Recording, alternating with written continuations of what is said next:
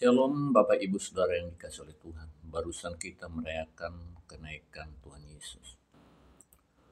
Firman Tuhan berkata, di rumah Bapakku banyak tempat tinggal. Jika tidak demikian, tentu aku mengatakannya kepadamu. Sebab aku pergi ke situ untuk menyediakan tempat bagimu. Yohanes 14 ayat yang kedua. Kenaikan Tuhan Yesus ke surga untuk menyediakan tempat bagi saya dan saudara. Saudara yang terkasih di dalam Tuhan, setelah mengalami kematian di atas kayu salib, pada hari yang ketiga Yesus bangkit dan 40 hari setelah itu dia naik ke surga. Terangkatlah ia disaksikan oleh mereka dan awan menutupinya dari pandangan mereka. Ketika mereka sedang menatap ke langit waktu ia naik itu, tiba-tiba berdirilah dua orang yang berpakaian putih dekat mereka dan berkata kepada mereka, "Hai orang-orang Galilea, mengapakah kamu berdiri melihat ke langit? Yesus ini yang terangkat ke surga meninggalkan kamu, akan datang kembali dengan cara yang sama seperti kamu melihat dia naik ke surga." Kisah Para Rasul yang pertama ayat 9 sampai 11.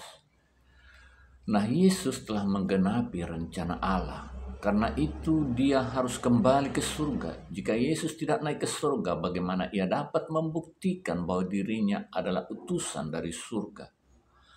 Oleh karena itu, kenaikan Yesus ke surga semakin menegaskan bahwa dia adalah anak Allah yang hidup. Ia datang dari Allah dan kembali kepada Allah. Yohanes 13 ayat yang ketiga. Kenaikan Yesus ke surga juga untuk menggenapi janji kepada umatnya, yaitu untuk memberikan seorang penolong bagi kita. Adalah lebih baik berguna bagi kamu jika aku pergi, sebab jikalau aku tidak pergi, penghibur itu tidak akan datang kepadamu. Tetapi jikalau aku pergi, aku akan mengutus dia kepadamu. Yohanes 16 ayat yang ketujuh.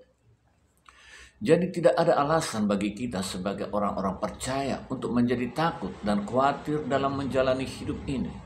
Karena ada Roh Kudus yang senantiasa menolong, menopang, menghibur dan menguatkan kita, serta akan selalu menyertai dan diam di dalam kita. Sebab ia menyertai kamu dan akan diam di dalam kamu. Demikian firman Tuhan.